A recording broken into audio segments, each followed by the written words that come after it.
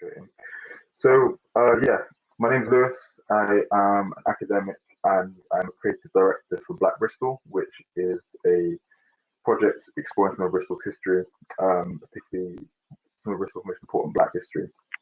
I'm here to talk a little bit today about my own journey into exploring and contacting my Blackness and how that came to be by, bringing my grandfather into a person from the Windrush generation and bringing some of him into this story, because I think without him, the story isn't as complete or isn't as you know meaningful or impactful for me. So you're going to meet my granddad through story form, just because if he was here in person, he'd probably hijack the camera, take up this whole time. So I'm going to introduce you to him through story form and talk a little bit about my experience.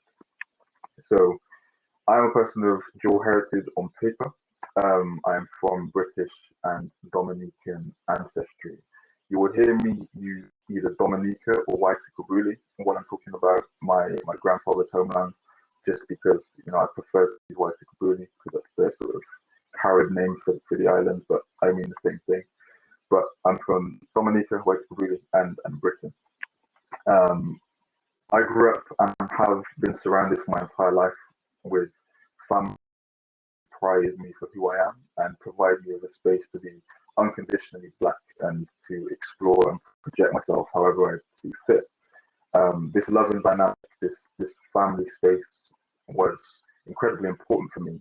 But I found that this unconditional love within the family space, once I stepped outside of the family space and into the structural and institutional spaces that we all inhabit as people of color, I found that my ethnicity, my cultural ID was conditional. It was conditional to the thoughts and ideas of systemic narratives and systemic frameworks that define what Black or what white is. And as you can probably see through my camera, I am fairly fair skinned, right? So for me, growing up a lot of the time as a person of dual heritage, as a person of color, so to speak, my ID was always kind of brought into question. Where are you from? You're not from Dominica. My brother's from Dominica.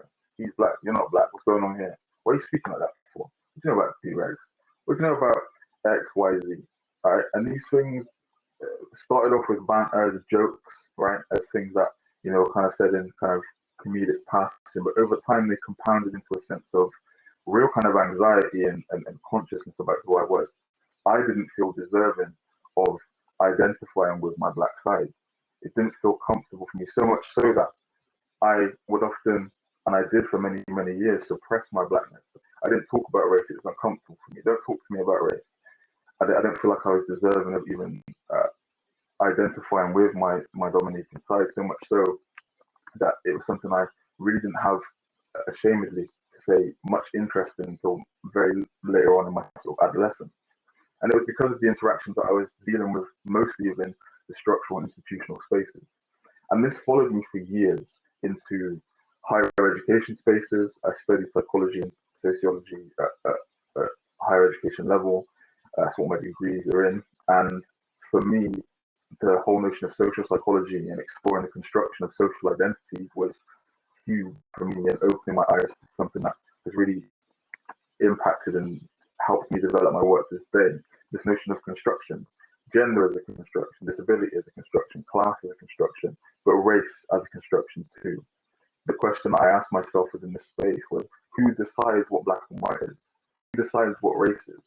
And it took me through a deep pigeonhole, but I came to the conclusion that, like many other people have as well, I'm not saying I've created this idea, but the notion of race being something constructed with an intention, manufactured with an intention by oppressive ideologies that aim to marginalize and assign superiority and inferiority to mostly people of color and give them a space to really limit their magnificence and not contact and explore who they are and what they bring to the spaces around them.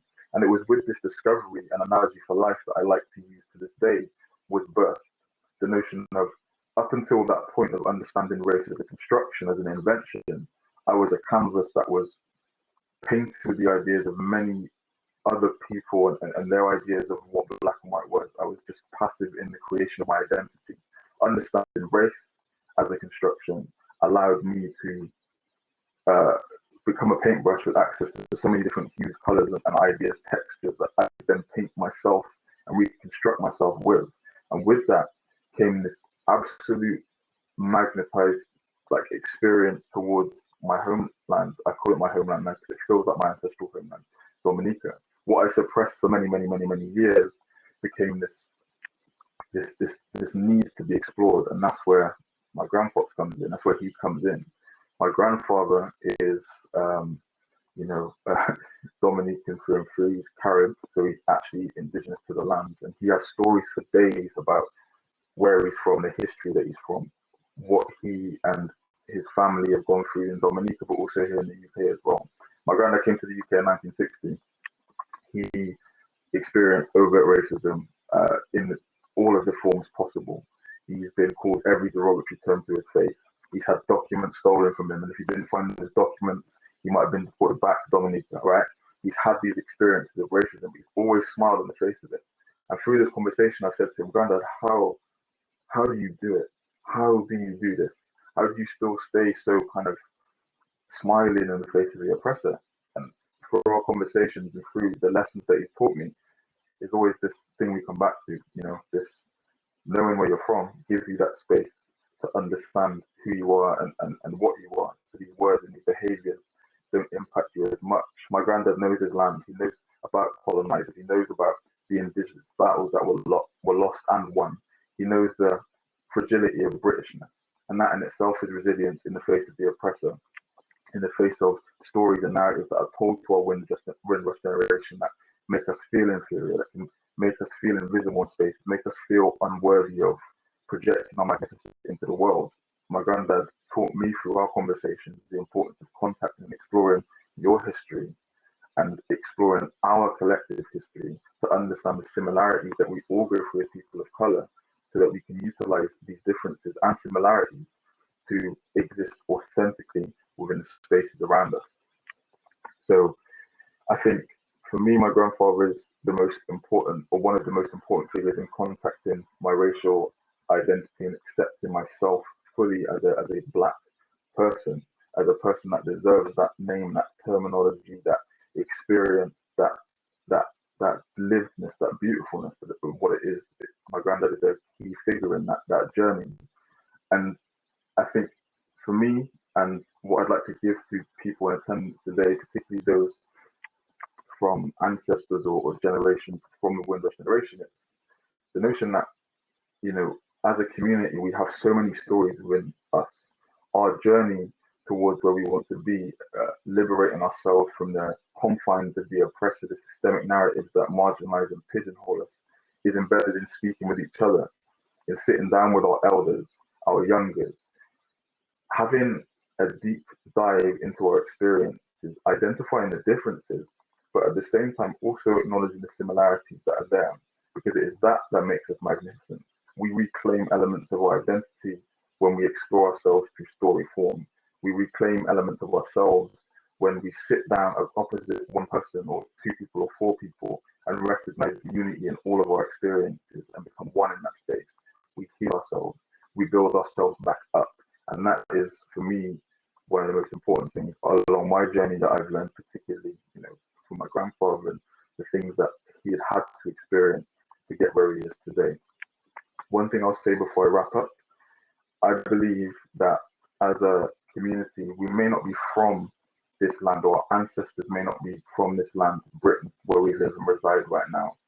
We may be from the stories of magnificence and beauty from all different elements of our sort of huge world that we live in, whether it's in Africa, the Caribbean, Asia. We may be from these lands, our blood and our minds, the ancestors that live within us may be from different areas or locations in the world. But one thing is very, very clear. We right now are housed in a space that will house our magnificence, whether we like to admit or like to kind of accept that as a reality. Our stories that we take from over, hundreds and hundreds of generations, or from our elders and our oldest, will create us in this space, and it will house our magnificence, whether people recognize or want to acknowledge that or not. This is our space as much as it is anybody else's. This is our opportunity to make the most of what we have and to dismantle elements of oppression and marginalization. So sit down with your elders, sit down with your youngers, communicate, share experiences, find yourself in their stories, and they can hopefully find themselves through your stories too. So I hope this landed. I hope this resonated. I hope this was something that can give you some food for thought. And I really look forward to having some discussions with you guys